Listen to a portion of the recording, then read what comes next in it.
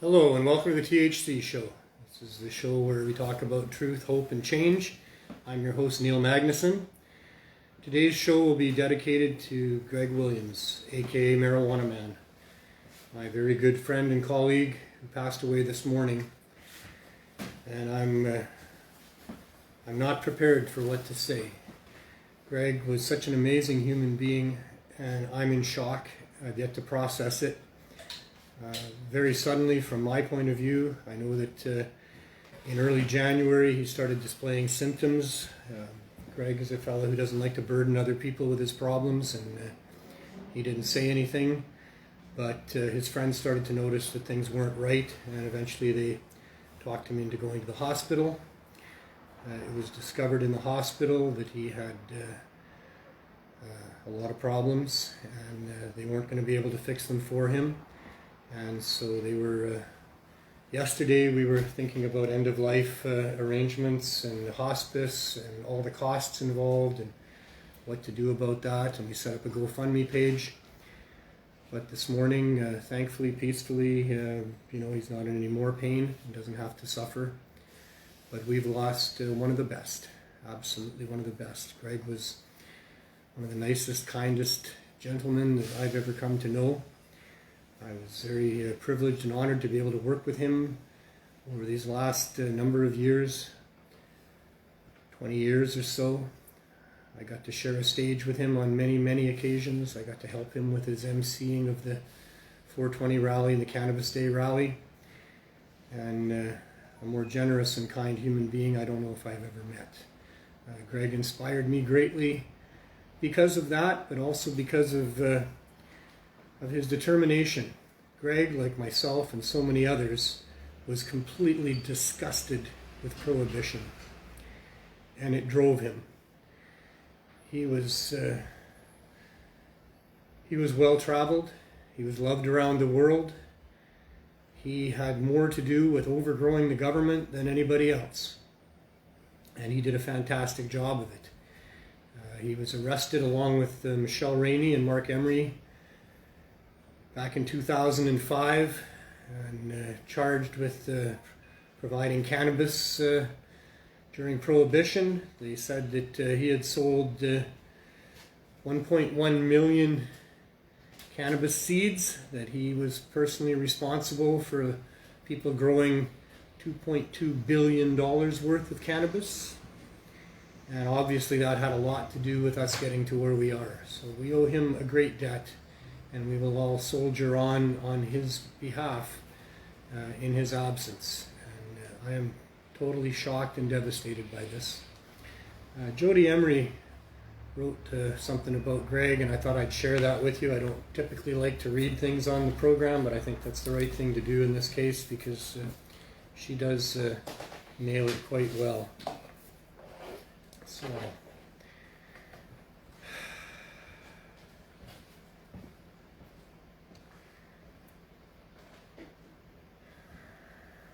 see there's a lot more on there today already than there was this morning.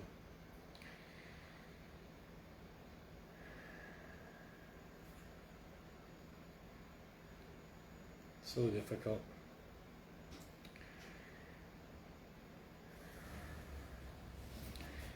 There are many unsung heroes of the marijuana movement, but Greg Marijuana Man Williams is one of the greatest.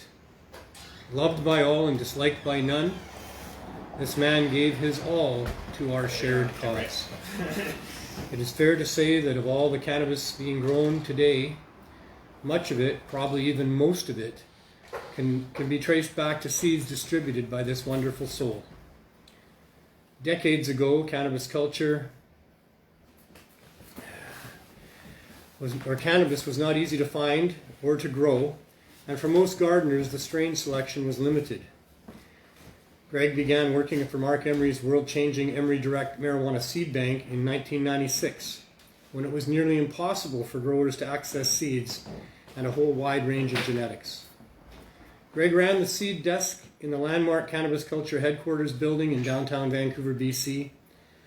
Together with Mark and the late Michelle Rainey, Greg spent a decade selling many millions of seeds across Canada and the United States and beyond.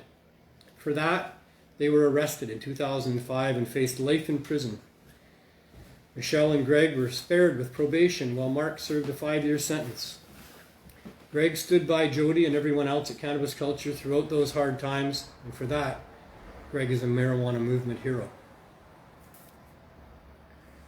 Greg is also responsible for the first ever marijuana growing videos produced on the internet, made for the groundbreaking video companion site to Cannabis Culture magazine called Pot TV. Greg was the founder of Pot TV and the manager for many years. His show, So You Want to Grow Pot, was launched in 2002 and taught thousands of people how to grow marijuana properly. He also wrote the instructions that were included in every mail order seed purchase and contributed to articles to Cannabis Culture magazine. And for this, Greg is a marijuana movement hero. The U.S. government itself credits Greg, Michelle, and Mark, known for years as the BC3, for overgrowing North America with millions of marijuana plants and using the millions of dollars raised to finance the marijuana movement, long before anybody else contributed so greatly to the cause. Greg Williams was an essential part of that activism machine that changed the laws and saved lives, and for that, Greg is a marijuana movement hero. Greg spent decades being the beloved MC of some of the best cannabis events ever held on Earth. The famous 420 Vancouver protest rallies, July 1st Cannabis Day festivities. He was consistently found holding ground as the calm, cool, always smoking, and always eloquent host of those very special events. He gave and received respect to and from everyone. He represented the best of all of us. And for that, Greg is a marijuana movement hero. Greg opened and operated the much-loved Cannabis Culture Dispensary on West Broadway Street in Vancouver in 2016. He provided high-quality cannabis to locals and tourists alike as a model of what legalization could look like. He represented the best of what cannabis access should be, but was forced to give up his livelihood with Trudeau's so-called legalization in 2018. Like many other grassroots legacy pioneers, Greg lost everything after giving everything. He sacrificed himself while others advanced, and for that, Greg Williams is a marijuana movement hero. There are many other words to be said about this magnificent man, and those stories should be shared everywhere. His contributions to our movement's progress will never be forgotten.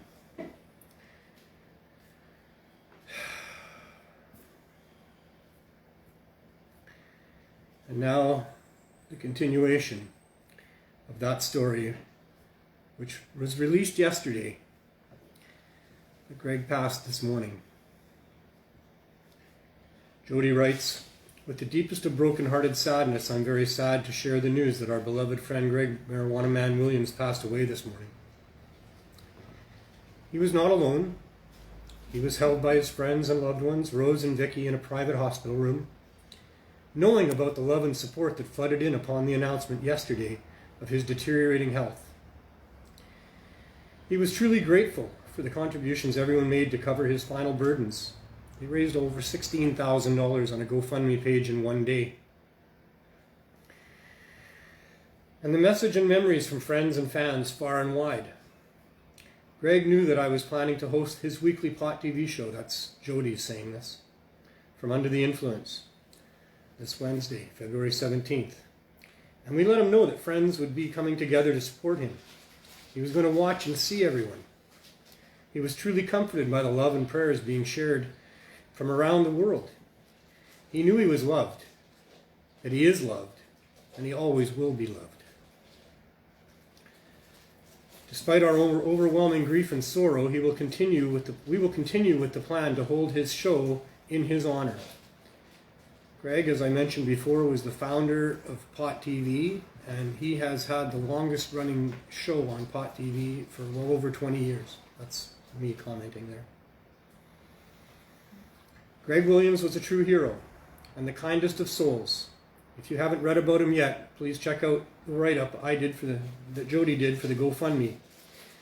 The link is in the bio, and I'm sure it'll be included on our show here today. And the Cannabis Culture magazine article. It doesn't even capture at all how incredible he truly was. But she tried her best to honor him properly. She says, Greg, I love you, and we all loved him. Thank you so much for every way that you inspired and encouraged. For over 17 years as a friend, and even longer as an icon and a pioneer. She wouldn't be here today without you, and I'm not sure I would either. He was at Jody's side through it all, and I hope that he knows how much she meant to him. She can't believe that he's gone, and neither can I, and neither can the rest of us. But we promise that he will never be forgotten. We love you, Greg, and always will. And in Greg's own sweet and short closing words, that's it, that's all, forever yours, peace and pot. I mentioned on the show last week about losing people. This has been an incredibly tough year. It drives home the point of living every day to the max, of loving your life, whatever it is. It could always be worse, and it can always be better.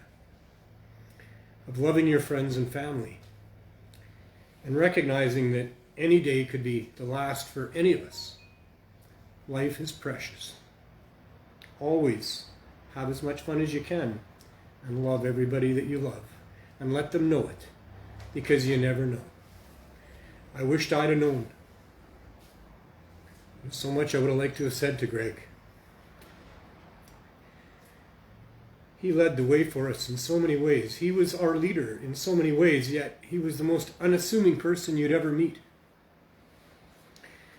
He was such a hero, and he did so many amazing things, yet to meet him you would never know it. He would never tell you. He didn't walk as if he was, the best of the best. But he was the best of the best. He couldn't have been any better. He took all of this in stride, this prohibition, this horrible, vicious attack on human beings and this plant that serves us so well. He was a true soldier. He was relentless. He would never give up. He lived his entire life for the last 20 plus years that I knew him, disgusted by prohibition and doing everything he could to try to further our movement and our cause of freedom. He will be greatly missed. He will never be forgotten. He's left his fingerprints all over all of us and all that we've done. We will carry on, despite the loss of many of our soldiers along the way. We will carry on. We will carry on inspired by those fallen soldiers. We will carry on inspired by Greg Williams, who carried on despite great challenges. He was going to go to jail in a U.S. prison for life for all that he did for us. He narrowly escaped that. Thankfully, Mark Emery cut a deal that meant that Mark would serve jail time in the U.S. and Michelle and Greg would get probation. They had to go to California to make that deal. I remember when they left, the concerns on all of us about would they come back. No judge is bound by deals that are made before you arrive in court. Greg and Michelle could easily have been locked up for life that day. Yet he was unwavering. He was there to support us when he was the one that really probably needed more support than anybody. Him and Michelle with what they were facing. But he took that on like it was nothing. And yet we all know it wasn't nothing. But that's just the way Greg was. Greg was never one to let on about his own problems. Greg was always one to try to solve the big problems. And he did a fantastic job of it. I'm sure in Cannabis Culture archives there is so much footage of Greg and all the work that he did that it would take a long time to view it all. It's 419. And Greg Williams smoked more marijuana than anybody I ever met. He traveled the globe to smoke marijuana. He smoked marijuana with celebrities and ordinary people and growers and activists all around the world for all of his last, I don't know how many years. I can vouch for 20 some. But he was at it long before I got to Cannabis Culture and to the movement. So we owe him a great debt, and we will miss him dearly. It's tough, but it's 420, and I know that Greg would want us to have a puff in his honor. I'm going to put a joint on his hat today. This is here because Greg wore these fedoras. Yep. I'm going to put a 420 joint right there for him. Yesterday was my birthday. I was woken up in the morning by a phone call from a good friend of ours, Jeff from Saskatoon. I saw Jeff's name on my phone and I thought he was going to wish me happy birthday. But instead he wanted to know what was going on with Greg. And I hadn't heard yet. It hit me like a ton of bricks. I spent all day yesterday with a headache. It got worse last night. I don't think I slept a wink. I'm still not okay. I usually don't smoke weed when I have a headache. But I am going to have a puff for Greg today. I hope you will too. You want me to smoke this, do you? Why not? It's, Glenn Wells is here as always. Yeah. On the THC show. Glenn joins me for the 420 session every time. Thanks. You're welcome, my friend. You try to be professional, but Hey, you are being professional. You have emotions. but these are tough times. Yeah, And emotions are what makes us human beings. exactly. So I wouldn't blame anybody if they shed a tear today for our loss Sure. of our great friend. You want to share today? Sure. Okay. Okay, we'll do that. I'm only having one puff. All right, you do that. Headaches are hell. Yes. There you go. This is some grape stopper from Ontario. And there's one for Greg. I smoked one with Greg earlier today. You did, yeah. Landlord is in the studio with us, Yeah. we call this a studio now. This place that we're in used to be our low barrier access store. I know Greg was very happy about that. We talked about it a lot. He was very supportive of what we were doing here. He was very supportive of our project all the way along. I better stop there. Okay. Here, how's it done? Oh yeah. There you go. We got people to share with. Yeah, Yes. let's share it. Yeah. Let's share it. That's what Greg would do. That's what Greg would do. That's what Greg would do. You know, I got to know him the last couple of years, shared a couple of joints. You guys obviously have more years with him and more memories, but he was a great man. Very Such quiet a great man. Yeah.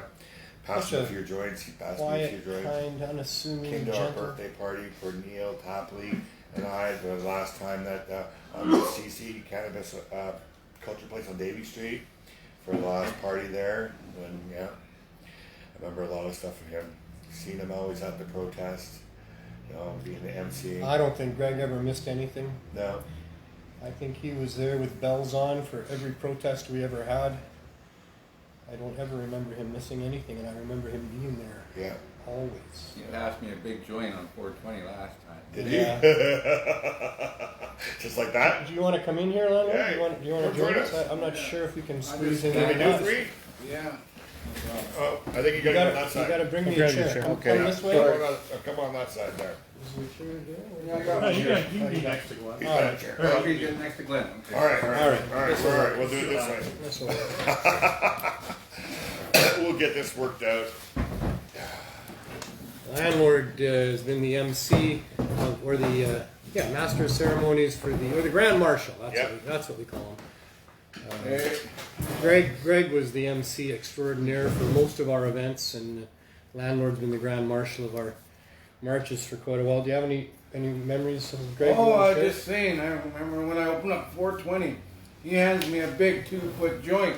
You know, you're there with the other native sister, opening up. I come on stage before Cypress Hill, so I guess I'm better than Cypress Hill. No, I'm just kidding. I'm just kidding. Well, we opened for Cypress. Yeah, we opened for Cypress Hill that year, I remember. But Greg handed me this big ass joint, and I go, oh my God, you want me to light that? But every time I see Greg, all I can think was happy. You guys might have known him a bit longer, but for the years I did marijuana march and 420. He's always there, and he's always got a smile, and he passes me a joint. Yeah. So I'm trying to train you guys to do that too now. Okay. No, I'm just kidding. No, I think Greg. that's pretty good. Greg was an awesome guy. I have nothing. No, my heart. I found out this morning, and I cried, and I went to the parks and smoked some joints, and I talked to people, and I met other people who know Greg very well, and they're very touched that I made some phone calls, and I talked to Jody earlier on the phone and texting, so I'll be seeing her tomorrow. But I can't think of nothing bad.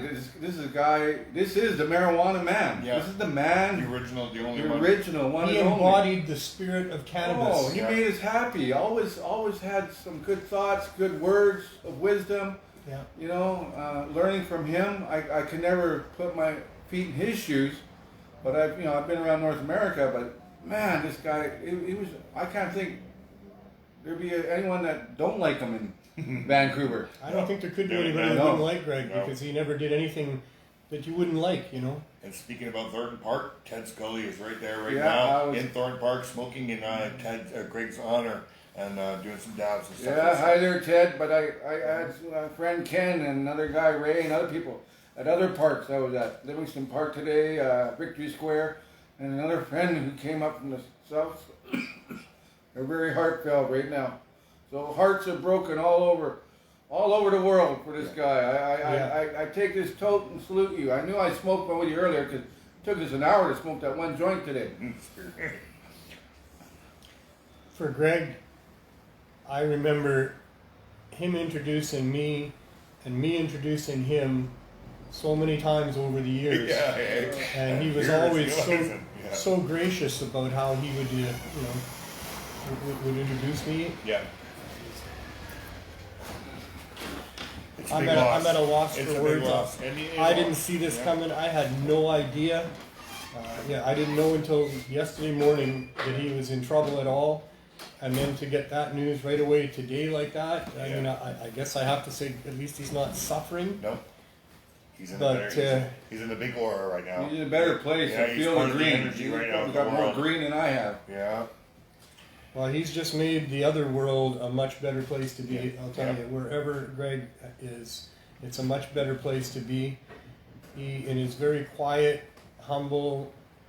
He wasn't a big man, but you would feel safe with him wherever you were, whatever was going on. He just brought a calmness to where you were, and many times over the years we've had a lot of drama going on with different things happening. So many things have happened over the years, and Greg was always consistently the same calm, cool, insightful person. He had such a cool way of looking at things. Yep. I always wanted to be like him. Like the words that would come out of his mouth, he would analyze a situation and then he would nail it in a way that nobody else would even understand all like that. And I just loved how he could do that, and he really inspired me a lot to do what I do. I've been doing this show for a year and a half, and I do not feel like I'm doing a good job of it. And I watched Greg do his show all the time, and he was such a master of it. And he's kind of the bar that I set for myself, and I ain't even anywhere close. But you only have a year and a half. You had 20. You'll get there. Another year or so, you'll be there. like slick. Or maybe this is my last show, because who knows? Like, none of us know what's coming tomorrow. We don't know if we get another day. That's the real lesson in all of this. Is we don't know what we get in the future. So be the best you can be, practicing your days, and carry Greg in your heart as a mentor. I've had that. I've been very fortunate. I came to some understandings, reading some books, when I was a younger man, and I came to understand that you can choose some for yourself of how you want to be, and so I decided to be the man I wanted to be, and so moment by moment, choice by choice, I try to do the right thing, and I picked some mentors to help me with that. Yeah. My wife Diane at the time, her father was a brilliant union organizer and political person in his own right. Much like Greg, a very wise, soft-spoken person. And I always carried him as one of my mentors, along with Captain James T. Kirk of the USS Enterprise. Yes. Yeah. That particular character had a real good way of dealing with the Scotty, more power! trouble. More Yeah. power! Yeah. Exactly. And Jesus Christ, for all that he brings to the table. Those three people have been my mentors for all of my life. Whenever I was in a tough situation, it's easy to do the right thing when you know what the right thing to do is. Yes. It's difficult when you don't know what the right thing to do is. And so I would always think of, what would Jesus Christ do? What would my wife's dad do? Frank. What would Frank do? And what would Captain Kirk do? Yeah. Three very different takes on what to do. Different things. Yeah. But between those three, I could usually get a pretty good handle on what I should be doing in situations. And I think that Greg would fit into that mentorship role extremely well. Yeah. If you're to think to yourself in times of strife and trouble, what would Marijuana Man do? He'd sit down, smoke a joint, think about it. He'd be calm and cool, and he'd cut right through to the meat of the matter, and he would figure out real quickly what was the right response to that. Smart man. He was a very, very smart man. I always thought Greg made the peace sign. That's how I think. He's not that old. No, but I can't be like him because he's got facial hair. You don't see facial hair. I mean, but just the guy was just there. And I would love to aspire to Oh, be him. I don't have that many seeds, but I've been a little bit calm and stuff like that, so maybe I could be the calm person of cannabis, and always being here, because I've always been here for your show and stuff. I mean, we can kind of try to take on his demeanor a little bit when things are going sideways, but I don't think any of us will be able to accomplish what he accomplished. you couldn't feel his shoes. No, you could not. No. The only thing that could be done back in those days with Prohibition the way it was to have millions of people join us and fight for our rights. And the way to fight for them was to grow when you're not allowed to grow. Yeah. And that was what Mark came up with. I don't know if Greg had a part in that. Probably he did. But overgrow the government became the mantra. Yep. And Greg took that to heart. And boy, he got cannabis seeds into the hands of people all around the world. Almost paid with his liberty in doing that. But it'd be very difficult for anybody to ever put a dent in what he did. No. I went across Canada 4 years on the Freedom Tour. I spent 5.5 months on the road, thanks to the Vancouver Seed Bank and some generous seed breeders in Saskatchewan, Jay Green and a few others. I sold cannabis seeds to pay for the trip. Yeah. And so I would go into these small towns across Canada. There'd be a town hall meeting of some sort, or maybe in somebody's living room, and the other activists would come along and the growers would all come, and I would have top-end genetics for them. From Greg? Well, indirectly. Indirectly, absolutely.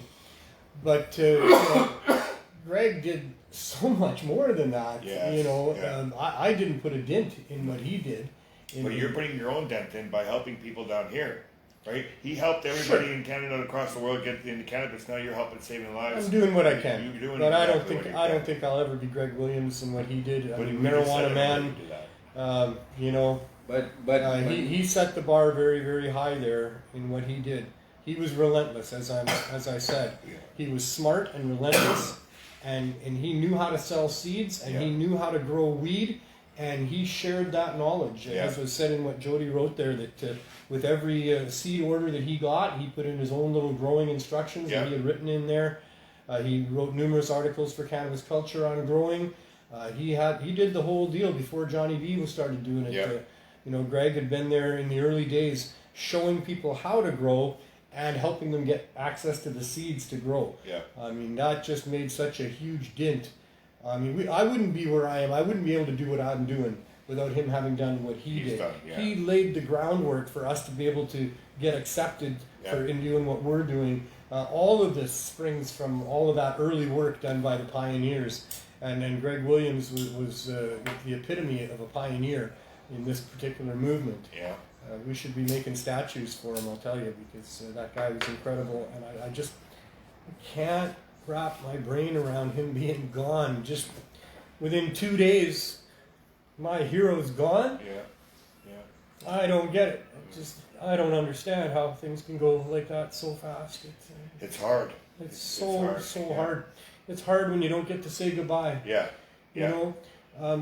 Now you look back at the times where you were able to I say was goodbye to not somebody. okay. It's really nice. Yeah. Yeah, I was not okay yesterday. You know, my head was just thumping, and I spoke with Jody and we talked about things, and you know, I needed to share the GoFundMe page. I needed to write something to accommodate that, and the other thing that we were going to all do was write messages to Greg and put it on his Facebook page, and then Rose and Vicky were going to read those to him. Okay. And I didn't get a chance to do that. I was going to do that when I got up this morning. Yeah. But when I got up this morning, you know, it was to a phone call saying that Greg wouldn't be able to read those messages, and maybe we should still put them there anyway. Yeah. But it all happened so fast. Everybody who's tagging him today, and rest in peace and all that stuff, and saying his names and comments, so he's going to be able to see them because they're still going on his page when they tag him, right? So. Well, hopefully they have Facebook in heaven. Oh, well, they do. You know, I'm sure they got everything. It's called Heaven's Foot by Facebook. Yeah. It wouldn't be heaven if it didn't have everything that you wanted there. So, or G-Book. I'm sure he gets to look at the comments if he wants from where he He's is. up in heaven with Guppy Fish. Yes. Yeah, the Gupster. And Michelle. And So Jason many Wilcox. others. Jason and so many others. Yeah. We've lost so many pioneers. I mean, I want to go up There's there, two but I big want to ones. help down here. And you are making a mark. You're just beginning. Oh, I know I am. Yeah. And, you know, Greg had a hand in that. That's what I'm saying. That you know, I don't think I'd be doing what I'm doing or here without his inspiration and his efforts to make cannabis culture what it was and all the rest of that. I migrated to there when I wanted to try to end these laws. That's where I went, was the cannabis culture. That's who I spent a lot of time chatting with, was Greg at the seed desk and Bob High and all those other people there. But they, you know, that really helped me, you know, wrap my head around what it is that I felt I could do here and to go ahead and do it. I was inspired greatly by their efforts, and Greg is front and center on all of that for sure. And a bit of Greg is in you because you're carrying on tradition in a different way. Well, my middle name is Greg. Yes. Oh, there you go. There you go, You're see? an inspiration. You know, I've been with you for many years, and now my son is rolling for you. Yes. So you're an inspiration in the community, even though you don't think you're making a dent. Today's not about me. I know, but part of Greg is in you. You're just carrying on absolutely some wisdom, some knowledge, Absolutely. some strengths, and what he has done and passed on to you, and you'll pass on to someone else. I mean, Greg and I mean, Greg and I were kind of like that in many ways because we worked so closely together on all the rallies and stuff. And you know, we spent all the times during the break discussing what we were going to do next and how we were going to do things and this and that.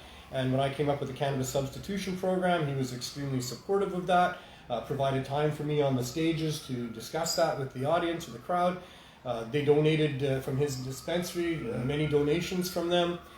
So yeah, he was a big part of our project here as well. And I mean, we're going to talk about our project today to some degree. It's you know, we owe it to the audience and what have you as well. Let them know. But you know, this show is dedicated to Greg Williams and all about what he had to do. And like I say, he was a big part of the Cannabis Substitution Program as well. Mm-hmm. Yeah. So what should we do? Talk about the Cannabis Substitution Program for a minute? Sure. How's it doing out there? We're into our 5th year. 5th year. 5th year. Fifth year. We've wow. completed 4 years. 4 years. I never ever thought that it would be 4 years later and we'd still be on the sidewalk giving out our stuff. Yeah. I thought when we started the project it wouldn't take too long before we would get some official recognition, and that took 2.5 years. So the Cannabis Substitution Program is a program that addresses the opioid crisis. because I learned through the herb school that I was involved with 16 years ago that cannabis in the form of edibles, high dose edibles, could get people through withdrawal and get them off of the opioids and hard drugs. Mm-hmm. So when the opioid crisis hit again here in 2000 and whatever it was now, 5 years ago, I Yeah, I guess, think you know, 2015 I think is when it really started here. At that same time, the city of Vancouver decided to regulate the illegal dispensaries, the unlicensed dispensaries, and part of that licensing was to take away their ability to sell edibles. At the same time as now there's an epidemic of people dying of overdose, and edibles is one of the answers to people. It drove me nuts. So I started this program as a result of that, and we started handing out high-dose edibles, all provided by donations, and all distributed by volunteers. Everyone's a volunteer, everything we have is by donation, and we managed to sustain that. After 2.5 years of sustaining that, giving out hundreds of care packs for the first year once a week, for the second and third year twice a week, every Thursday and Sunday, to long lineups of people, we would give out care packs of high-dose edibles. 2.5 years into that, finally, during that time, Professor and Dr. M.J. Malloy had done studies on what we were doing and put papers out that spoke to the efficacy and the safety of what we were doing. So 2.5 years of that, and finally a councillor, Rebecca Bly in Vancouver, puts forward a motion to allow for cannabis to be distributed in the downtown East Side Hastings corridor, previously an exclusion zone, and that they would license and support low barrier access to address the opioid crisis. So we immediately set about looking for a storefront. We formed a society to house the project so that we could better speak to government, and the Serious Hope Society grew out of that. It took us just about a year before we could find a storefront, someone that would rent us, and we did, and that was in this space that we're in right now. We met with Councillor Bly. We came to an understanding that we would find a storefront. We would start providing our cannabis at low cost and no cost, and meet the needs of the community as best we understood them to be, us being people right on the ground level in the front lines here on the downtown East Side. We knew what was required here. We knew what people needed. And so we found a storefront, we rented it, we opened it up with beautiful counters and art on the walls and a great staff and all the different products that you could ask for or want, from topicals to suppositories to creams to edibles to flowers. And it was a wonderful, wonderful, safe place for people to come and have an option other than the street drugs and opioids, and one that people could afford, because low barrier means low price. So thanks to great people helping us and our business model of relying on volume to make it all work and being able to put it out there at prices people could afford, we did all that. We put in an application quickly into the federal government to allow for what we were doing, because the city right away said that we needed to have that. Yeah. And the city licensing department, unaware of the motion that was passed and just doing what they do, they came here and said, oh, no, you guys are selling cannabis and you can't do that without a license. And they sent a letter to our landlord and threatened him. And because of that, he felt he had to move to evict us if we couldn't get the license. He delayed that as long as he could. He did not want us to be kicked out or stop doing what we're doing. And that's why we put in this application to Health Canada very quickly, although very comprehensive, a very long and detailed application, including letters from not just Dr. Malloy, but Professor Zachary Walsh, a letter penned by Councillor Bly and Jean Swanson, along with so much more. Studies that have been done, Dr. Malloy's studies, other studies, all showing the effectiveness of cannabis for relieving all of the drivers for addiction, which includes sleep issues and pain issues and depression and all these things that are driving opioid addiction. Cannabis helps with all of those, and it can get you through the withdrawals. So we put in this application to the federal government. We were needing two things: ultimately we need licenses. We need to have a license from Health Canada to provide low barrier access cannabis to people. But we understand that because of legalization being a complex protection racket for a monopoly that's designed to keep the prices higher than they were during Prohibition and continuing to demonize and stigmatize cannabis users and all of that, we understand that that's a difficult thing to do, to give us licenses to go, kind of the opposite direction to what legalization has gone. But the second thing that we asked for was a ministerial exemption until the licenses could be had. And we asked for that under an emergency basis. Front page of our application, huge letters, emergency, and then urgent. We urgently need an exemption to continue to do the work that we're doing, or people will die. And we had letters from these experts in the healthcare world telling us that, and stating that our program, which by the way has 250 members from the downtown east side that come and get 420 milligrams of high dose edibles every 4 days for free, that program, if we were to just stop, that all those people would be put back at risk of the poison drug supply and ultimately death. Which is even more poison right now. So we urgently asked for a ministerial exemption, just a piece of paper with the minister's letterhead on it and a signature saying, we permit these people to do what they've been doing for 3.5 to 4 years. Save lives. Save lives. With not hurting anybody. Nope. There's never been anybody harmed by what we're doing. You can't eat too much cannabis edibles, don't get me wrong. You can green out on too much extracts or cannabis edibles as well. Neither of those things are particularly fun. Possibly they could result in injury, but that's not likely. Trip and fall. Yeah, when you green out and fall on your face or something. But no, nobody's been harmed in any significant way. The people that have eaten too much on occasion learn how to self-regulate their own dose. And that's just not for that. You eat too much once, you don't want to do it twice.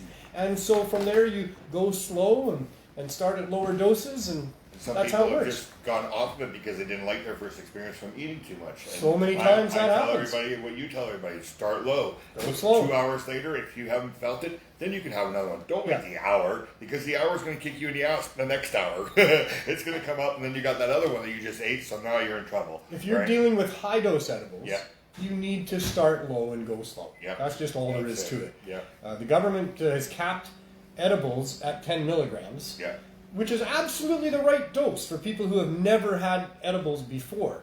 But it's absolutely nowhere close to the dose that most people end up wanting or requiring for what they're using. Especially the people that are downtown east side. Well, sure, if you're addicted to opioids, then you're not going to get through a withdrawal with 10 milligrams. 100 milligrams probably. Oh boy, 100 milligrams, every hour or so probably. Don't take that as gospel, because everybody's different. That's the whole point here. If there was a standard dose and we were all stamped out with cookie cutters and had exactly the same chemistry going on here, well, you could say, take this much, wait this long, take this much more, done.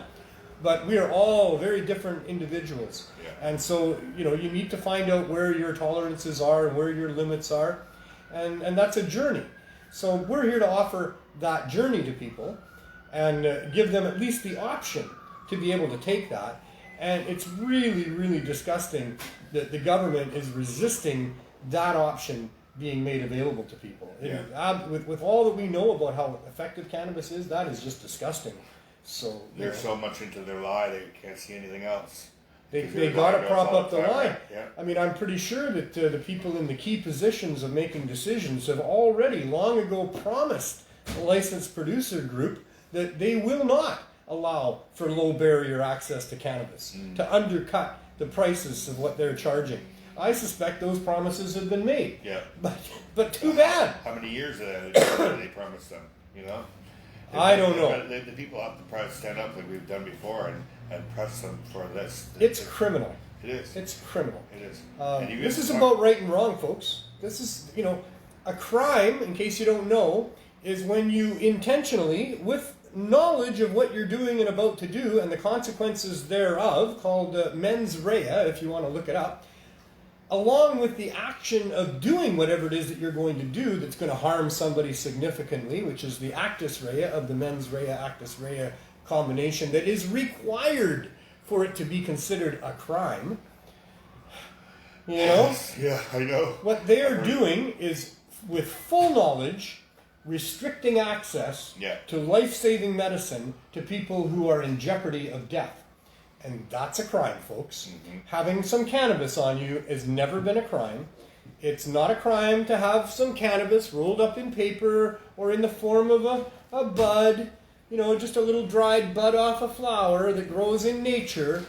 Never has it been a crime to possess such things or to give away such things. Or if somebody thinks what you've got is really valuable and they want to give you something in trade for it, that's never been a crime either.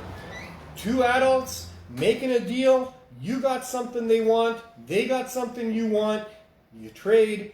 That is no place for government if nobody's being harmed. The only role of government in that transaction is to facilitate and allow it to happen smoothly. That's the role of government when it comes to commerce in our free society here, unless there are inherent problems arising from something to do with that exchange. In that case, if there are problems that are of significance, the role of government can be instigated where they put in some sort of regulation to deal with that. And the regulation that works for just about everything, that covers most of the things that need regulations, is only one thing. Tell us about it. Put it on the label, make sure at point of sale the customer understands the properties of what it is they're buying, and if there are safeguards that need to be put in place. That's all. That's all we need. There are some things that are even more dangerous. Oh, yeah. I think of gasoline and some other things. And for those, there's other ways. You have to have a special container for gasoline. People under certain ages can't purchase gasoline. Those sorts of things. There are some things in our society. I mean, certainly opioids and prescription drugs and things like that are things that need to have regulations to protect the populace from the potentials of things that can be misused or overdosed on fatally and all those things. So there's a role for government in all of those things. But if people want something and people want to supply something, the role of government is not to prohibit that. It's not to prohibit that.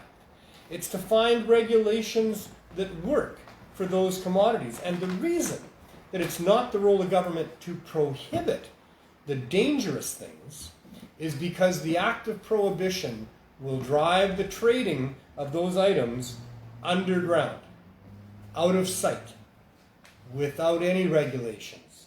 In its full-on dangerous mode is how you get it on an underground, unregulated market. So for things that are dangerous, they need to be regulated, and they need to be regulated only to the point where an unregulated market would be a viable option for people, where they would get those dangerous things unregulated. That's the mandate of regulators. That's what our public servants are supposed to be doing for us. Yeah. But the whole idea of regulations has been skewed since the beginning, where the people who are being regulated get involved in the regulations to the point where they can make the regulations favor them and not serve the public. And that's been going on for a very long time here. So we need to rethink all of that kind of stuff about what the role of government is in commerce and in regulations on things, and let cannabis be the guiding light of how to decide what is and isn't proper.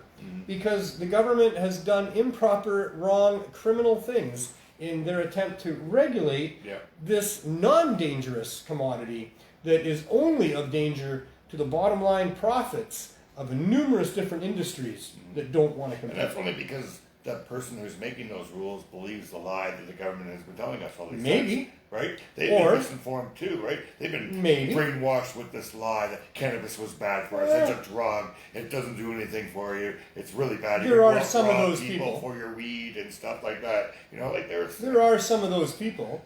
But my point is that these regulatory boards are too often made up of people from the industry. And their concern is not about the danger of these things. Their concern is about money and protecting their corporate interests.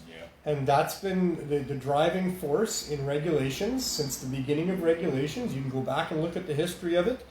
And we really need to have another governing body regulating the regulators. Mhm. That's what we need. Yeah. A body of independent, unbiased, educated, wise people that can have a set of criteria to determine whether or not regulations are valid or You mean not. like an ombudsman. Something like An that. ombudsman for the But government. more than one. A But panel more- of people yes, probably. a panel, yeah. Because I think that's important But too. then with the numbers, you might get a little bit of corruption with a panel. But that's where the set protocols come in. Yeah. Right. And because that group of regulators regulating the regulators, their mandate Yeah. would be about corruption and Yes. about exactly that sort of thing. Yeah. So those checks and balances that they would seek to put on the regulators would also be on them. Mm-hmm. And yeah, I mean that's their job. We need reason. Yeah. We need reason in this world, and we don't have it. Yeah. When you've got a governing or a regulating body made up of industry insiders who are still, motivated to protect the industry and profits, well, that just isn't right. No. And this is the biggest proof of all. Yeah. They're still regulating cannabis, They're- this non-lethal substance, to the point where people that are dying from the lethal substances can't get access reasonably. And they're making it unhealthy for you by putting chemicals and radiation on it. Well, that's And the government Yeah. cannabis, Yeah. which is not to be confused with anything that people would be looking for to get off of opioids No. or using on a daily basis. Yeah. I mean, it might be good for a novelty. I don't know. Yeah. You can tell your friends you spent $20 on a gram of weed that you Or- got from a legal store. Hey, whoop-de-doo. Or 85 on an eighth. Or 85 cents, Yeah. Right. So, but it's just wrong. That's the point. Yeah. Is that we should be able to have a world that you gotta slide that silly thing. I thought I turned it down, but obviously not enough. That's what happens when you got me producing my, looking after shit. I should leave everything up to a Neil, and he does it right. But they let me do some things, and that's what happens. I do my own hair and makeup. That's what this is all about too. So don't blame cannabis culture for that. That's just me doing the best I can with what I got to work with. It's very much. Can I do a little public service announcement? Yeah, sure. So we all know the Magical Butter Company, right? Sure. So the Magical Butter Company had a fake messenger go out there. Can you put that up there, Neil? This is a scam. This is fake. If you get this in your messenger or having them send you a friend request, do not accept that. I've already contacted Magical Butter. They're very happy that I did. They did not know. They knew a little bit about it, but they didn't know that they had gone this far. So a lot of people have been getting it today. So figured I'd just let you guys know that's they're fishing for information there. I see. Well, that's good to know. Yeah. There was something else you wanted to bring up in your segment. Yeah. Before we get back to that's that government subsidy that for COVID. So the Canadian government is paying a subsidy to companies who are having a hard time during COVID making money, so they're giving them a certain percentage of the wage to keep them working, right? So right now... But that can't possibly include cannabis companies. Well, it does. What? Aurora just booked $23.7 million in federal wage subsidies from the Canadian Emergency Wage Subsidy Program. They have now surpassed Oregon as the single largest publicly traded cannabis recipient of the program to date. COVID has not impacted the government cannabis stores. They're all open, they're all serving people, they're available. COVID has not put a dent in their operation. They are not supportable by most of the cannabis community, and that's the dent that's in their operations. Nothing to do with COVID, and they should not be receiving, how much did you say? $23.7 million of our money? Because they're selling shitty, expensive cannabis and can't compete with an underground marketplace? That's obscene. I wonder what Greg would have to say about that. I wish I had his wisdom. This is what I'm always fighting with. Is I know that when Greg Williams hears a story like that, he comes up with the right things to say about it, and I'm at a loss for what to say about it. It's just disgusting. That's all I can say. Is it Fort Williams or something that's here in British Columbia? Up north somewhere? I don't know. Anyways, apparently they have I think there's a Fort Williams. They have more pot shops in that town than they do alcohol stores now. And they only have like 15,000 people. Wow. I know, eh?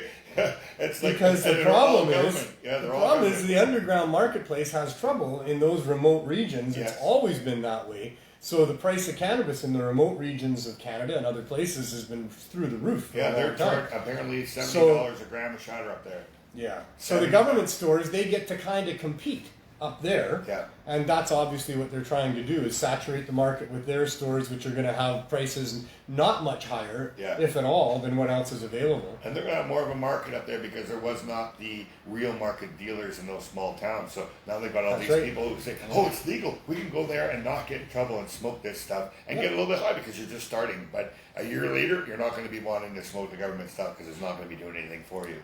Well, I don't know about that. You know, Well, I would I guess you like to smoke think on the that. weekend. I mean, I got friends that are working in the legal industry. I got some of them adamant that some of the cannabis is good there. Yeah. Oh, I even had, shout out to Roxanne. How you doing, baby? She told me that one of her friends where she lives got some government weed that kicked their ass. oh, well. And Roxanne smoked some, and she said it kicked her ass too. Well, that's good. So I mean, that should be happening. What was I that, mean, $20 that- a gram? That's even more stupid if they can't even come up with good weed for Yeah. the ridiculous prices that they're selling. So I suspect they are going to come up with good weed. Yeah. And I think they've got some of our growers, from the underground or previous underground industry that are growing for them and advising them. Yeah. So you would think their weed would start to get better. You mentioned the problem early on, though. They're supposed to either irradiate it or chemically treat it Yeah. to reduce the microbe count. Yeah. And that's a big concern. It is. The microbes are not a big concern, but chemicals that would be used to inhibit microbes and irradiating, Yeah. that's a big And concern. it's almost like they want the weed that you're smoking to be bad for you, like they said it was, right? But it's really healthy. Even if you don't think that you're smoking cannabis for a medical reason, it still does something medically to your body. Well, you can't help but have it help you you sleep have or the whatever it is. endocannabinoid system, right? Your body is looking for it. Even if you're those people that go to the government store and only smoke on the weekend, when you smoke your cannabis, you're doing something good for your body. Yeah, it's never non-medical. No, There's really no but such thing. But we have the recreational market and we have the medical market. Well- but it's basically it's your body that wants it, and it's what's doing the good thing for you. The government calls themselves two things: non-medical. Yeah. They have that in their description of themselves quite frequently, and recreational. Mm-hmm. But that's not correct, because recreation is a subset of medicine. It's preventative medicine. It's Yeah. what we do after a hard day's work. It's what we do to prepare ourselves for another hard day's work. All of those things. Recreation is medicine. Adult use is the other term that they use, Yeah. and that doesn't speak to either medical or non-medical. But the products that they're selling there are, by their very nature, non-medical, Yeah. irradiated, Because it's chemically yeah. treated, too expensive for get daily what you're saying, users. yeah. If somebody's using it for medical reasons, typically they're using larger amounts than someone who's just an occasional user, because they have needs that are ongoing on a daily Yeah. basis. Nobody can afford, or very few people, the 1%, they can afford the government stores, and maybe a few other below that. Maybe there's 7% of our population that can afford it. I don't know what the numbers would be. But the vast majority of people that just barely pay their bills every month, they can't afford it. We have pharmacare programs for people that get their medicine paid for, Yeah. because that's expensive for Yeah. people. When you got medical conditions and you're using it on a daily basis, it's expensive. It can be, it can ruin your life. It can Yeah. ruin your finances. So that's why we have pharmacare programs for people and Medicare programs where they get their medicines covered. And cannabis is not yet one of those. No, It needs and to even be. if it was, they'd probably just give you the government stuff. Yeah, probably. They wouldn't, yeah. Right. Well, but I have a designated grower, so I don't have to buy the government stuff. Exactly. So if you're able to do that, then that's a great thing to have, right? Yeah. I don't have to buy from the government, but Yeah, and then users can grow for themselves, or Yeah. they can have a designated grower, or they can purchase through government outlets. yeah, And that's good that we got that. I know that they were trying to take that out Yeah. of the Cannabis Act. they were trying to, yes. Just recently, in fact, there was some talk, and I think in Manitoba as well, they're not wanting people to grow for themselves. There's a lot of talk about that. In And, Quebec too. Quebec and Manitoba both. I know that's being fought. Yes. I think damn well should be fought. Yeah. Can you imagine being a free human being, having medical need for a particular plant that works well for you, medicine. and have your public servants, and in this case it's even worse than that, because we're paying them, so they're not actually just servants, but they certainly work for us, not the other way around. They're certainly not the boss. They're not paying us, that's for sure. We're paying them. They're called servants, and they're not going to let you grow your own medicine if it would. Who the hell? What? I know. Like, They'll pay for your chemical medicine, you know. yeah, sure. Go and get some opioids. They'll pay for those, but ruin your kidneys or liver or whatever. But they won't even pay for the cannabis that you might get through a government store, and they won't even let you grow if you can grow it for yourself, which most people can quite easily. Go get some of Greg Williams' old grow show stuff, or look at Johnny B's stuff, and you know you can grow your own. It's a plant. It grows quite easily, actually. So there's no chemicals that you'd have to do, or like PCB or something like that. It just grows in your fucking tent and you smoke it, or out in your backyard, or tobacco. You know, wherever you want to grow it. It's your life. It's your house. It's a plant. Yeah. Nobody owns you. Nobody owns the plants. Who are these people that think they can restrict this kind of stuff? This is absolutely patently wrong. That's why we need to reset this dumbocracy that we're living in here, put proper rules in place for those servants that are supposed to serve us, and be the free adults that we need to be able to be able to do what we want to do, unless we're harming other people, whatever that might be. You be you, you do whatever you want to do, and don't do whatever you don't want to do, but don't hurt anybody else in the process. And if that's what's going on, there's no role for government to play in your life. They should leave you the hell alone. If you want some help, maybe they'll help you. You can ask them for it. We may have services available. But other than that, they should never bother you. They should be like a servant. Speak when spoken to. When asked something, answer. But that's not what we've got going on here at all. And it is so harmful, so devastatingly expensive to us as people, ruining so many lives here. When are we going to get this done? It's 2021 already. We've already had 2020 where supposedly we could see clearly just how free we are not. So how many more years from that point is it going to be before we recognize that freedom is an inherent natural right and that public servants are there to protect that right, and anytime they're taking those rights away, that's a problem. And that's why I said about regulating boards, that boards that regulate certain things have to be very careful about what regulations they put on things, because they are directly affecting human rights when they do that. So, that's the balance that has to be struck there. We need to have some protections because gasoline and some of these things are dangerous, but those protections can't really be interfering too much with a free human being's right to do what they want to do if they're not hurting anybody else. So we can't just not sell them gasoline. We have to be able to sell them gasoline because they're going to use it for things that are useful and not harmful. And there's some harm that could come, so let's put a warning on the label. Let's put a little flame on something. Let's make sure it's in a proper container and distributed by gas stations and these sorts of things. Those are reasonable regulations for a dangerous commodity. But, you can't just tell a human being, no, you can't have gasoline. He's got a gas-fired lawnmower and his grass is too long. So, So we have an end-of-cannabis system, so why can't we have our cannabis, right? Oh, man. It just gets so crazy. And that's why we needed Greg Williams, Marijuana Man, to help us, cut through to the meat of all of those things and explain to us, why this is so wrong. I mean, I've been trying to do it for 75 shows now. It's explain why this is so wrong, that we all need to get up and do something about it. We can't just, sit back and live our lives and let it all be. You can't. Even if you've got a full-time family job and a full-time living wage, you have to find some time to make some phone calls or write some letters or go and talk to some of your public servants that represent you. We all need to do something. Not everybody can do a lot, but we all need to do something because this is damned important.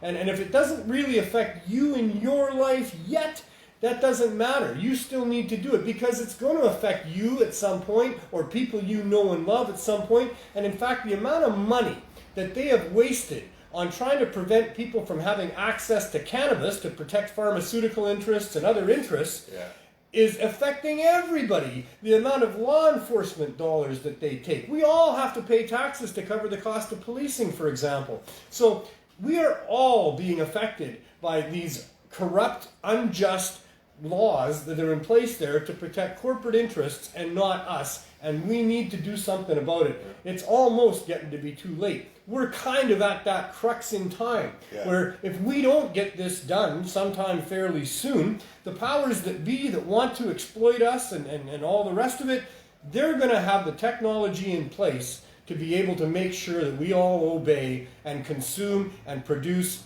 for them.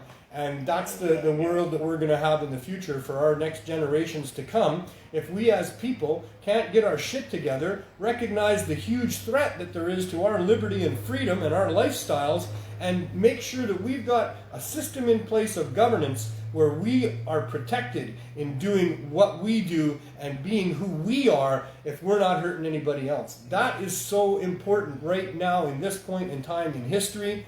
I mean, especially with all the technologies they're now going to implement to be able to make sure they can track everybody, to make sure that if you pass on your disease to somebody else, they all know who you've been meeting with, you know? So, you know, you need to be able to meet with people and discuss political things. You need to be able to get close enough to talk to them and all of those sorts of things. And if this continues the way it's going, we're not going to be able to protest in large groups. We're not going to be able to meet and discuss political things. We're going to be under the surveillance gun of the corporate elite that will enslave future generations into consuming and producing on their terms and not being able to live our lives the way we want to and be able to access nature the way that we deserve to be able to do that.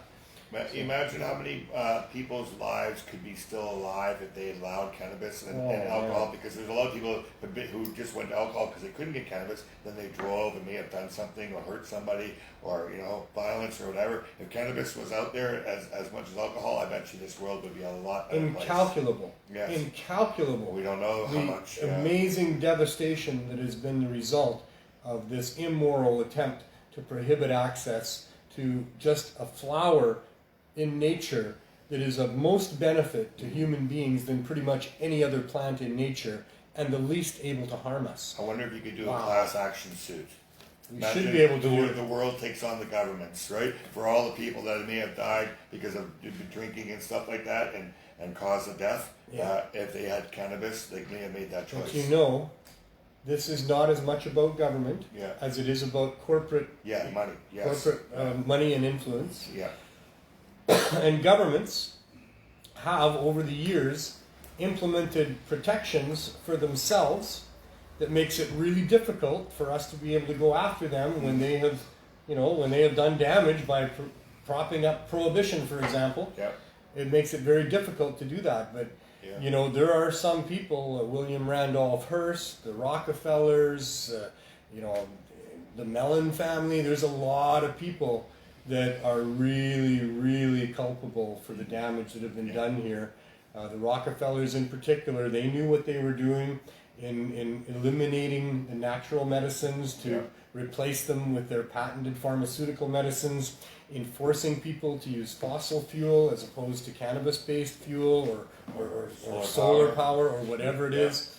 There's a lot of culpability on the part of a lot of very rich people on this planet that have done this to us. And what we really need is to have a group of people to protect us from them. Yeah. We could call them, say, public servants. we could put them in special places and allow them to make regulations and laws that would protect us from the corporate elite and from exploitation like that. Yeah. You know, maybe that's a system we should think about. Yeah. Public servants to protect us from the corporate elite. Wow, what a concept. But the corporate elite would just pay them off and get them to work their way just like they're doing with the governments, right? That's what we're up against. Bucks, right? They got the bucks. Even with this new vaccine, I think they made a deal with the government that you can't be sued if something goes wrong because they had to make it so fast that they don't want to lose their money or be sued. So I think the government's made a deal where they will not be sued if something goes wrong. The corporate elite are probably never going to go away. No. They're always going to have their agenda and their motivation to exploit, to monopolize, and enslave. Yeah. That's always going to be with us. Yeah. If they can, they will. Yeah. So we just need to be aware of that. Yes. We need to have public servants who are aware that their job is to protect us from those motivations. And give us what we need and let's go from there. I mean, it'll get corrupted where it can get corrupted, but let's make it hard to get it corrupted. Let's make governments transparent in what they do, so they can't have any behind doors meetings with anybody, and every phone call they take, we get to listen in on. It wouldn't be hard to do that. No. You know, we could have a 2-person crew with a camera following every MP throughout their day. Yeah. broadcasting on your smartphone, on MP Watch, or whatever you want to call it. Yeah. Look up on your phone, see what your MP is doing right now, Yeah. or see what everybody else's MP is doing. Anybody you want to check in on that's a member of Parliament that is doing the public work, we should be able to see what they're doing every day. There should be nothing hidden from the public. Like minutes of the day. I want to see it. I want to see it. There's no reason that I can't see it. But we know that there's some really bad corruption and evil people out there where we want to be able to hear that phone call because they're making sort of the thing. So maybe if we did minutes, it would be a little because we can have minutes too. Yeah, I know. I want to be in on the phone call. Yeah. I want to be in on the meetings. Yes. I want to be in on the decisions that are made. And if it goes in a point form of here's what happened with this guy's all day, absolutely. These are not hard things to do. We fund wars. We look at how much money they came up with to deal with the COVID situation. Yeah. How much they should be coming up with for the overdose epidemic, but that's another story altogether.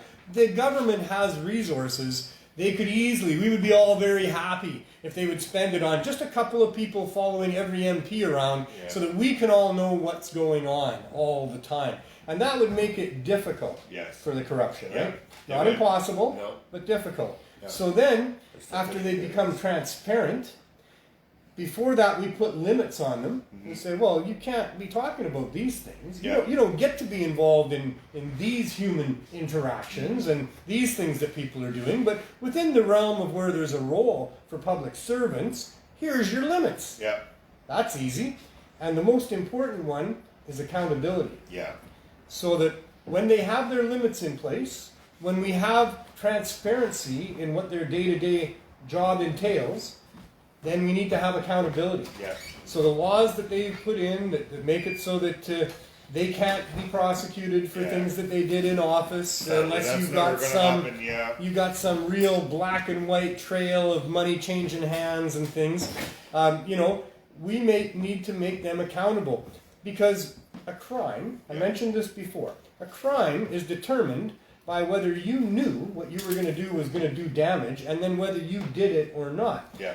But if you did commit that crime, and we prove that beyond a reasonable doubt, then there's a penalty that's involved. Yeah. Well, the penalty is involved with, how much damage did you do? Yes, that's the crime. How much damage did you do? Did you do this much damage? And then the penalty brings it back to, did you do this much damage? And so if you're a public servant, and your signature could ruin millions of lives as you enact a law to prevent people from having access to tomatoes. You decide that you're a public servant and you don't like people eating tomatoes and you happen to have the power, so what the hell, let's just sign that into an executive order. There you go. Nobody gets tomatoes anymore. Well, some people have a real fondness for tomatoes. Yeah. Some people really like their spaghetti. Yeah. And other things. And so people are going to find a way to use some people grow tomatoes in their gardens. Anyway. Yes. So you have a great deal of power as this public servant, and you can make anything you want illegal by the looks of it. I mean, if you can make this illegal, you could certainly make tomatoes illegal. I could build a much better case for making tomatoes illegal than this stuff. That's for sure. Just put it this way. Anything else in nature, I could make a better case for making illegal than this stuff. If we all got together, we could bring down the government. If we all got together, we could have the government that we want. Exactly. The power of the people. But as long as we don't let any group be in charge. People think that the government's too big and strong, and then we just stay down cowering. I'm a humanist. I believe in the power of the people. Get together, make a difference. Right now, we're living in an unworkable system. Yeah. We're working in a system where we're going to rely on governments to enact new legislation that would allow for those limits and that accountability and that transparency, and they don't want to do that. No. So we've got to elect into government a group that will promise to put in proper measures to make them accountable, transparent, and limited, and then do it once they get elected, because they never do what they promise they're going to do once they get elected. That's part of the game that they play. So we have a system that allows for rich parties, and only a few of them, to tell us whatever we want to hear leading up to an election, and then end up doing whatever they want to do, exactly. you know, when they get in there. Yeah. And that's the system that we have, and now we've got to rely on these people to now limit their own powers, make themselves accountable, and that's my point about how much damage did you do. Yeah. You're a public servant, you can sign on a piece of paper, put into law this law that now is going to affect millions of people in very harmful ways. You knew before you did it that you can't be prohibiting tomatoes because people are going to have their lives ruined. You can't do that. And so they do it anyway. The result over time, I mean, just look at the ruined lives. So many people with criminal records for simple possession of some flowers, and all that has cost those individuals, all that it's cost our society, all the court time, all the police time, all the corrections institutions, all this that we are paying for, on top of paying the salaries of these public servants. All of that is costing us huge. They know it. They do it anyway. That's the definition of a crime. Yeah. And the damage that they've done means that this damage side of this set of scales, you know, held by the blindfolded older lady that knows things, it's out of sight, man. It's miles and miles down there. To balance those scales, there's no way to do it. You can hang these bastards by their toes and let the flies eat them till they're dead. And it will not be sufficient penalty for the damage that has been done. It won't even be close to the damage that has been done. So let's give our heads a shake here. Let's realize that we are in control of our lives and what's going on if we want to be, and let's figure out how to do that. Yeah. You know, I don't know what the answer is. I'm not a violent revolutionist. Neither am I. I'm a peaceful evolutionist. Yeah. And somehow we need to peacefully evolve our system to where it makes sense for us, the people it's supposed to serve. I would say a good example of that would be a demonstration. And we should put on demonstrations. We should see what a demonstration looks like. Because we've been demonstrating for a long time. In your 5th year. Into our 5th year now, that their laws are wrong. They're hurting and killing people. And if we break those laws, we can save those people. Yeah. So that's what's been going on here for quite a while. It's very strange. Before we go outside, though, this episode of this show is devoted to Greg Williams, and I just needed to cover all that stuff that we've just been covering. But this is about our dear, dear friend Greg Williams, who passed away this morning. Suddenly, all of us are in shock, and we want to honor him as best we can. Greg did so much for us in our movement, and just check out his bio on Cannabis Culture website, or you know, I put the link Jody Emery's page, or it's all over the place now. I'm sure you're going to be hearing a lot about Greg. He was just this extremely effective, wonderful, activist human being that we have lost today, and I'm very sorry about that. So tomorrow would be Greg's regular show slot, and that is going to take place in honor of Greg. Jody is going to host that show. And we're obviously going to be using it to allow people to speak their piece about Greg, to send him off with his best wishes as we can, to help educate all of us about all these stories we don't know about, because everybody's got stories about Greg and things that they knew about him that you know, we'd all like to have those shared with us. And so tomorrow at 4 p.m. Pacific time, pot.tv in its normal slot will be this show to honor Greg Williams. You know, bring your Kleenex. We can't honor him enough. We can't stuff. do enough. But we got to do something. And we're going to try to do the best we can with what we got. We're going to keep doing this in his name too. Just keep carrying on, keep fighting the fight absolutely. like we're going to do, right? You know. Yeah, And we'll do it for Greg, and we'll do it for Michelle, and we'll do it for us. Jason, and we'll do it for all these people that have come and given their lives to the movement. You know, people have done time like I have for this plants and stuff like that, which you almost did. There's lots of us out there who, it's amazing that they've done such just trying to stay healthy. You know, just trying to stay healthy. I'm just trying to stay free. Yeah. I want to be free. I wanted to be free all my life. Growing up with the dad I grew up with, I love him. May you rest in peace, Dad. I hated you growing up, but I came to understand and love you when I got older. And I know why he did what he did. But you know, it was a tough place to grow up for me, and I was a bit of a rebel. Maybe he made me that because he was as strict as he was. But for me, I couldn't wait to get out on my own so I could be free. And it wasn't very long out on my own at all that I realized You wish you were I back am there. not free. Yeah. I am living in somebody else's kindergarten. They're treating me like I'm a child, and I better obey or I'm going to be in trouble. And that's not me. That's not how I want to live or where I want to be. And so I've been doing this ever since. I like to ask questions. I don't want to just be a sheeple. I Exactly. want to ask questions. Why? What? Can you explain to me why I need to do this? Well, especially if it's a public servant that's telling me you can't do something you know is not only reasonable but the right thing to do. Yeah. I want to know why too. Just like, okay, you know how stoners know stoners? Okay, so I was watching Trudeau like maybe a week ago on the news or something. I swear, that man smoked a joint before he did that announcement. You could see it in his eyes. He had the... He probably did a dab. Yeah, well, he did that, but he's got He that did government something. weed, right?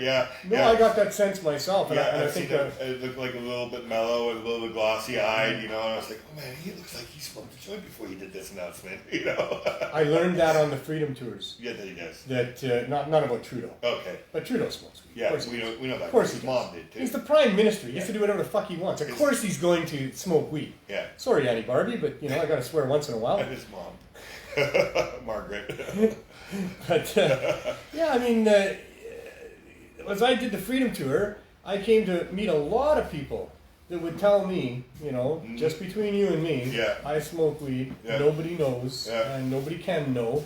But just between you and me, I had a woman come up and tell me that her policeman partner, her husband, had quit his job because of my tour talking about these things. How about that? Wow, she came and sought me out on one of my subsequent tours to tell me that her husband had quit the RCMP out of disgust because of the prohibition of pot. Wow. I had a police officer in Edmonton when I was released from the Edmonton jail after, and he said to me, he said, Neil, I smoke weed. All my friends and family smoke weed. I wish you all the best in your pursuits. And that's part of what's just so wrong about all of this, is it's so hypocritical. People do what people are going to do, and we don't want some cigarette smoking, brandy sniffing, coffee drinking, pill popping person telling us that we can't use a herb if we want to feel better or sleep better or whatever else we want. It's nobody's business but yours. It is nobody's business what you do unless you're harming someone else. And your government has no business in your business unless you're hurting somebody else. And we need to make sure that that's the world that we're living in. Because when the government gets into our business about things where we're not hurting people, but we might be causing some profit not to be made by some group that wants to make money off of us, that's wrong, folks. That's really, really wrong. And they're ruining lives over it. They're costing us trillions of dollars when you add it all up. We got to do something about it. And so what we've been doing is giving it away. We've been doing that for over 4 years. We've gone through quite the journey to get to where we are right now. We lined people up outside of Andu for 3.5 years, giving it away to them. Thanks to the city, we opened a storefront and started giving it away and selling it for low cost out of a store. Now we've been evicted from there because we can't seem to get Health Canada to just give us an exemption until they can figure out how to license us, because they have to do that because we're not hurting anybody and we're helping people, so they have to do that, don't they? But we got evicted, bought an RV because we can't stop what we're doing and people will die. So we got an RV and we've been operating out of an RV. This is now our 15th week. Right through winter, we just went right through flipping winter in an RV trying to help people on the streets here instead of having a store with heat that people can come into and feel safe from at least the elements, if not other things that they need to feel safe from. And so, we're in an RV, and we're not going to stop. We can't stop. We won't stop. We're still waiting for our permission to do this. We have been threatened by the VPD on a few occasions, told to stop or else, but, can't, won't. And so here we are every day, nervous, concerned, on alert.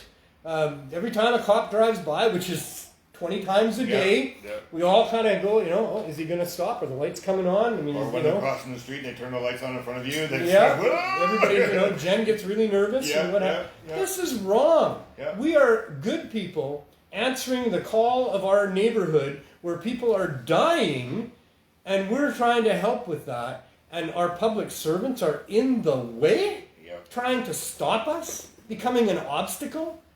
Look, if you're a public servant and you can't help us do what we're doing, at least get the hell out of the way. Like, my goodness, drives me nuts. You talked about people that are in those positions that just don't know any better. Yeah. And I agree, there are some of those for sure. Yeah, because I'm even still running into old people that still say that they know that drugs is bad, and that's because they grew up in it, and they were constantly beat down with that drugs is no, say no to drugs. Oh, I know, the media did a great job for a long time, and everybody trusted the media for sure. And Nancy Reagan. But I say those people in those positions of influence that have maintained this prohibition and continue to oppress us the way that they are, that they know better. Yeah. And if they don't know better, they damn well should know better, because it's their job to know better than that. And we pay them to do that. Yeah. And by now, they all know that what they're doing is wrong, that the only reason that we can't provide low-cost and no-cost cannabis to people is because it's threatening the bottom line of the rich people's cannabis scheme. They know it. Yeah. So, anyway, let's go outside and see what's going on out there. All right. Speaking of RV. The reefer van? The reefer van. The reefer van. Go out and see the people. See what we're doing here in downtown Vancouver that's going to get us arrested if we don't stop, apparently. Still not dark now. No, I know. We get like 3.5 minutes every day.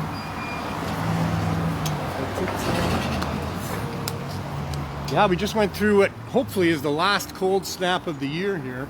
But man, we had lots of snow for our liking anyway, and very cold temperatures as far as Vancouver is concerned. And it was a bit hard to help people here during that time. We've gone through a lot of propane, but here we are. This is the reefer van that we talked about, the High Hopes, the Serious Hope Society. High Hopes is another society. But the Serious Hope Society, the Cannabis Substitution Program, the Healing Wave are all working out of this RV at this time. Let's do the back door thing again, because I think that's a good thing to do. George, what have we got in here today? This is George. He's one of our faithful. He's been with our project from pretty much the beginning at Vandu, and now he's here many days here helping us. Show us the tray. So when you're part of our program, 250 people get 420 milligrams every 4 days for free.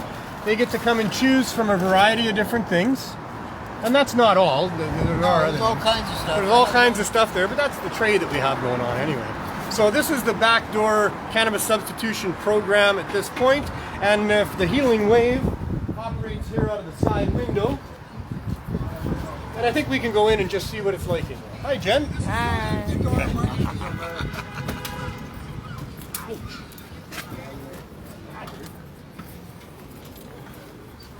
going, Neil? Going very well. Very nice. How are you guys doing today? Great. I see we got new batteries in the lamps. Yeah, I can see that. Is the propane going? Yeah, we got the propane going over there. I'm happy you came out here because we have something to present to you. What do you mean? What do you mean? What do you mean? What do you mean? What do you mean? What do I mean? Well, I kind of came into the world, however many years, as of yesterday. Oh dear, back to this again. Yeah, we got you a nice little gift. Go up here. Do we have time for you to open it? I imagine.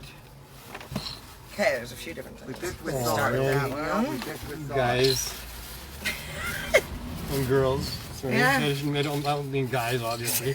You know what I mean by, oh, look at that. This is not just a gift. This is like a bunch of gifts. Nice. I got a new beautiful grinder. Look at the chrome on that thing. I'm fucking Blind you.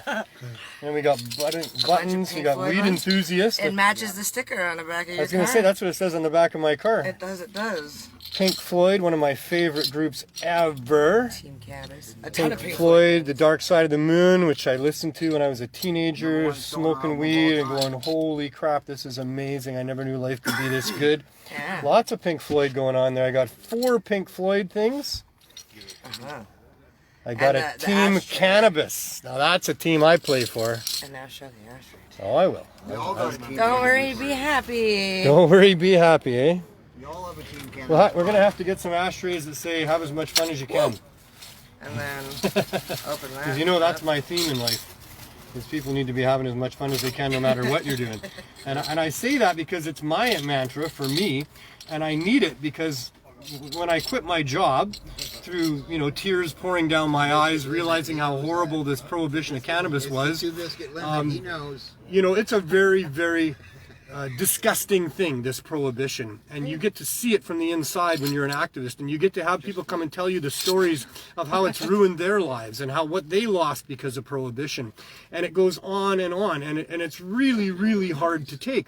So I've had to come up with something to protect myself from all of those serious emotions, because I'm a fairly sensitive guy and I'm a bit of an empath when it comes to other people and what they're going through. So I just try to have as much fun as I can when I do, no matter what it is I do.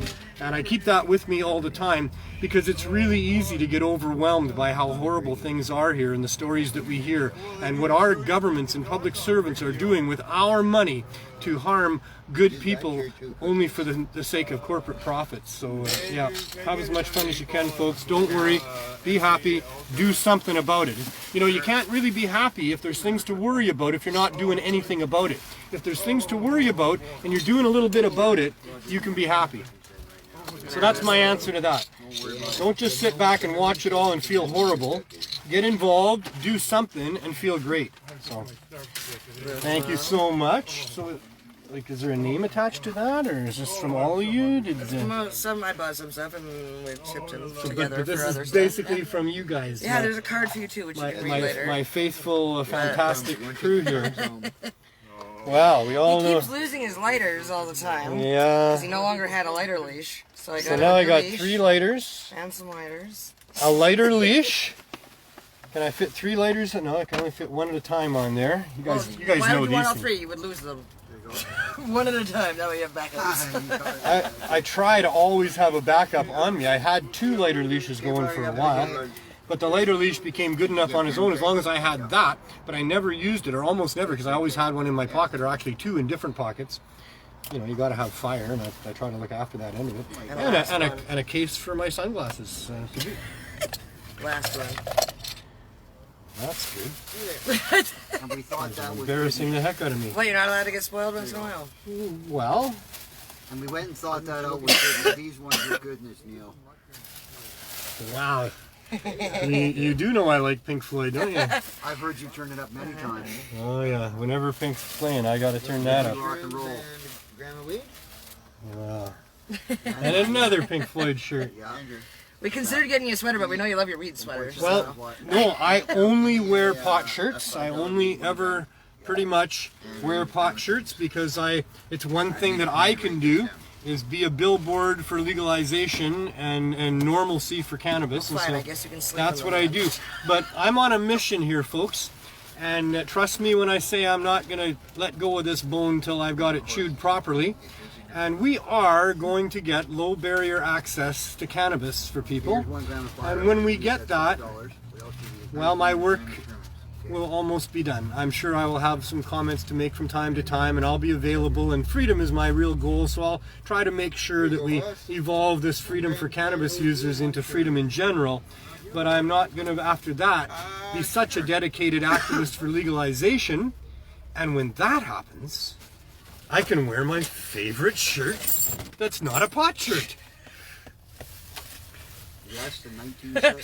Figured maybe so you stop hitting your head. Oh, I thought it was because I had some sort of halo going on. You know why we did And actually, I do want to at least show your card because I think what it says. We did Dark Side of the Moon because we... Yeah.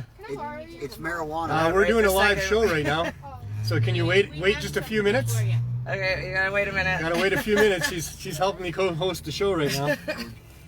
Every day you've ever lived, every dream you've ever dreamed, and every memory you've ever made, they all combine to make you the amazing person you are today. Well, thank you so much, and happy birthday. Oh man, you even wrote stuff in there for me. Well, yeah. With love from the Healing Wave team. Wow. That's awesome. You guys are awesome. I have such an amazing crew of people. When you start giving of yourself to help other people, you do two things. You enrich your own life in amazing ways, because how you feel is all you really own in this life. And if you're really giving of yourself to help other people better their lives, that's a feeling that you can't buy in a store anywhere. You have to get it by actually doing the work. But the other thing that happens is you attract a lot of really good, generous, kind-hearted people to yourself. And that's what this project has done, is I've been able to surround myself with the kindest and most compassionate people that I could imagine. This whole movement of cannabis legalization is made up of wonderful people like Greg Williams, and that's what makes it all so special, is that this is a fight that can be overwhelmingly horrible, as I mentioned, when you find out how bad it is and how corrupt our governments are and how powerless we can all be in the face of that. But as you find your power, and as you find your ways that work for you to try to make a difference, when you can have a whole group of people around you, beside you, standing with you, that we have as cannabis crusaders in this fantastic family of one mind, one love people that are all pretty much focused on the same thing, it is a very incredible life that you get out of that. And I have had an amazing last 20 or so years, and the people that are around me, from the Neil to yourself to Andrew to George, whatever his name is, and Glenn and all of these people, Jerry Martin, and the list just is almost endless. I mean, I'd be at hundreds if I started listing them all off. So many good friends, so many good people. That's the real key, is my friends are some of the best people that you'd ever want to meet. And Greg Williams, I count in the very top of that group. People that I respect and love and appreciated, his demeanor and his attitude and his ways of dealing with things were second to none, in my opinion. And I was very fortunate to have had these last 20 or so years having him here, and I will continue on for as much time as I have left, having him here and up here. And I know that that's true for a lot of us as well. So, anything else you want to add, because I'm about to cut it off? It's just been an amazing day of people telling us how well the products are working for them and how grateful they are that we're here. Cool. That happens every day here. I know. It's, every day. I wish I could remember all those stories. Honestly, maybe one day endless. we'll live stream the whole Healing Van experience, or the Healing Wave Van experience. Come back to the CSP, you'll hear stories. Oh, yeah. You know, it is incredible what happens here every day. The inspirational things that happen. Even the reporter that was here to see you earlier, we helped, inform her about some things, and she bought a few things. Try to help her with sleep, right? Like, cannabis helps with so many different things. Yep. Every kind of thing. And we're here to help give people access to it, but also to help educate them as well about proper usage, so that they don't have a bad experience. Glenn was talking earlier in the show about how some people, they try using cannabis high-dose edibles, and I may well be responsible for some of this, as I've been touting this for quite a while, that if somebody gets a bunch of high-dose cannabis edibles and then they eat too much, that they can have a bad experience. And I have met numerous people that have come here and talked to us about what we're doing, who say that, no man, I tried that, I had a really bad experience, I don't want to do that again. And so really start low, go slow, and if you do it properly, you'll probably find that there's some real benefit to be had in the cannabis products that are available. Yep.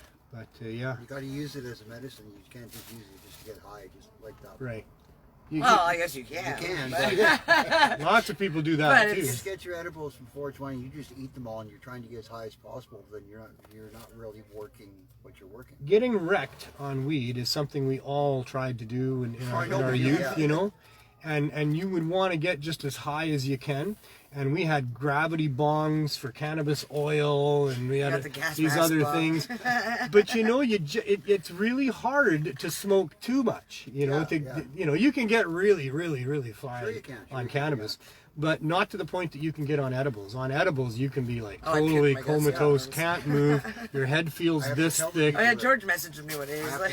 He's like, I ate too many edibles, I can't move. I have to tell the people that don't, take it slow. Yeah. Start slow at the beginning if you, Exactly you that. can't get too high. That is our mandate here for sure, because of what we're involved with high dose edibles, is to try to help people use proper amounts to begin with, so that they can find out what their range is and not have a bad experience to begin with. Because really, there's a lot of benefit to be using cannabis in place of pharmaceutical drugs. Certainly in the place of street drugs and opioids and things that people are using out here, there's a lot of benefit to be derived from having cannabis replace all of that.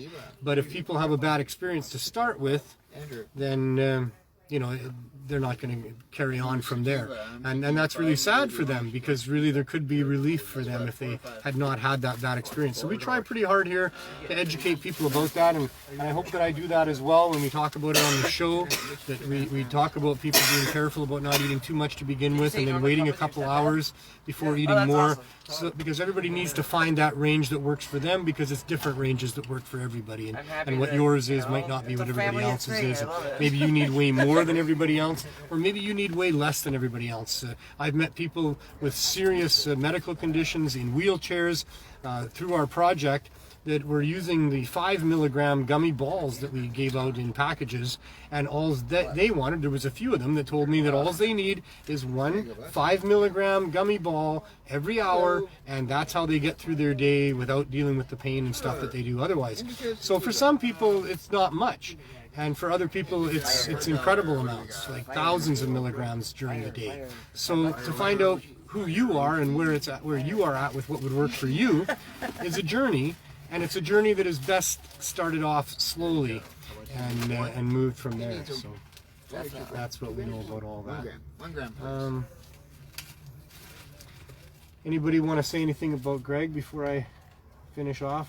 You guys have personal experience with Greg? You know, he was our MC at the 420 rallies and at Cannabis Day. I didn't even know he was really that sick. Nobody did. I didn't either. Nobody did. This was anybody. all just a shock to all of us. Even his closest friends didn't realize until early January that there was something not right. But he wasn't talking about it. He wasn't coming up with it because he doesn't want to bother people with his He doesn't want to problems. bring people down on it, but he didn't want to talk about it. But So yeah, this is a super big shock for all of us. Too bad. You know, Very I nice found guy, out yesterday too bad. morning, and then today he passes away. So anyway, he will be dearly missed. That is for sure. Very sorely missed. And he'll be in our hearts and He was minds a very for nice guy. a long, long time to It's been a come. rough start to the year with Such a a rough few of start. us losing friends. Cancer's killing everybody. We've had a lot of It's too members bad. actually too telling us that their friends Oh, have overdosed. that's what we get here all the time too.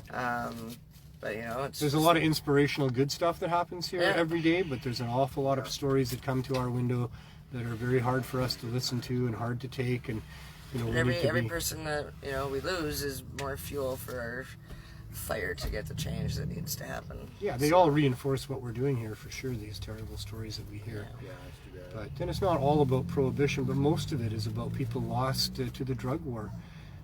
And, you know, it's Heavily lost. And my mom was a hard. nurse, right? I told you, and So- died of an overdose. So it affects every group of people. You know, All you got is one life. That's all we got. We got one life, one shot. It's usually pretty short. Even if it's long, it's short. In the grand scheme of things, they come and go very quickly. And life is precious. There's a ton of opportunity and there's a ton of obstacles. And the trick is to, have enough skills and resources and smarts to be able to enjoy yourself during your life as best you can. So that's the important thing. But we certainly learn in the loss of a very close friend in such short order. But all the other losses we've suffered in this past year as well, and all of us have suffered some pretty serious losses. I've lost a number of different friends, and all of it reinforces that life is short. Lucky to be here. I'm going to take advantage of it as best I can, and on behalf of all those people that have lost their lives, that are suffering, I need to live a good life, and I need to have a life that you know, it works for me to honor all those other people who don't get to continue living theirs, and all those other people who don't have the skills and the resources and the smarts and the luck to be able to know how to navigate this very difficult of spaces sometimes. So that's what's going on. Tomorrow at 4 o'clock, we'll have a tribute to Greg Williams during his show time slot, From Under the Influence. And I wish you would all join us for that and get to understand who this fellow was and why we are all saying such wonderful things about him, because he chose to live his life in a way that hurt no one and gave back in very profound ways. And that's a lesson for all of us in what can be done, and especially in his stalwartness in the face of trouble and tribulation.